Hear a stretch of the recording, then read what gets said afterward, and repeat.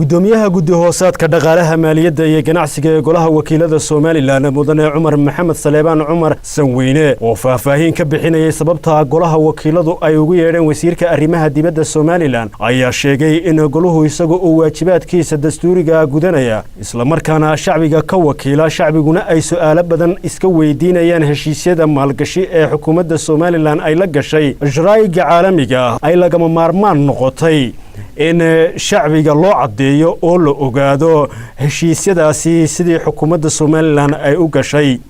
su'aalaha la weydiiyay wasiirkana ay wali socdaan ilaa haatanna su'aalihii la weydiiyay wasiirka arrimaha dibadda Soomaaliland uu si wanaagsan uga jawaabay su'aalo aad u fara badan baa la weydiiyay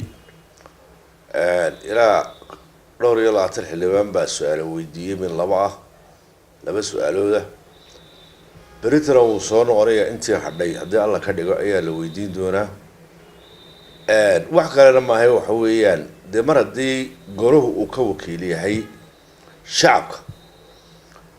شعب كل سؤال فربضن السويدين أيوه وإن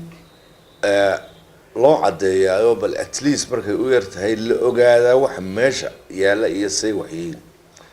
وشيدو تاسع هايد أنا وسأل وركينا سؤالي ولو كود جوابي